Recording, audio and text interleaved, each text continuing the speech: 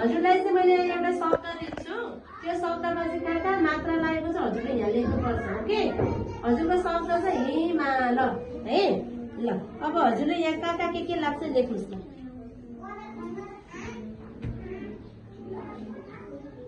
लेख्नुहोस् न, लेख्नुहोस् न। अनि अनि हला इकार हि भयो। अनि अर्को के मात्रा लागेको छ हेर्नुहोस् त, आकारमा के छ? लेख्नुहोस् न, लेख्नुहोस् म। अनि त्यसपछि के लेख्ने यहाँ हेर्नुहोस् त यहाँ। अनि हला इकार हि अनि मलाई आकारमा। अनि अर्को के लेख्ने? ल लेख्नुहोस् न। ल के शब्द भयो त? हिमाल। ल गुड छ। स्टार्ट समय र हजुरको शब्द चाहिँ सुनोस् है। यहाँ कहाँ के चाहिँ लेख्नुहोस् न, मात्रालाई चाहिँ कहाँ लेख्नुहोस्।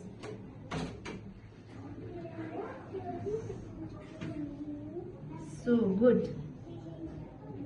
अनि अर्को कहाँ लेख्ने त? ल लेख्नुहोस्। के शब्द बन्यो यो? सुन। गुड जब।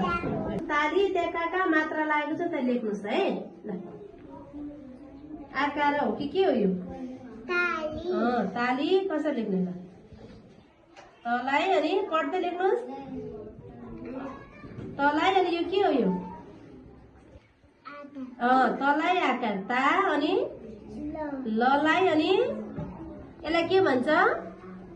दीर्घ इकार के भन्छ? ली। तलाई आकार ता, ललाई दीर्घ इकार ली। हजुरको शब्द नुन। ल लेख्नुहोस् न, नुन न। गुड। अनि अर्को शब्द कहाँ लेख्ने? गुड। लेख्नुहोस् न।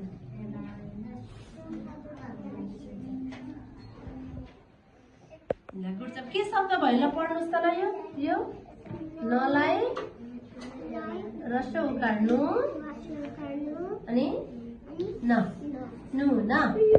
शब्द छ पानी। र पानीमा के मात्रा लागेको छ लेख्नुहोस् न। मलाई अनि यो के हो? यो आकार पा। अनि अर्को अनि नलाई इकार नि। के भयो? पढ्नुहोस् त यो शब्द पानी। Okay good.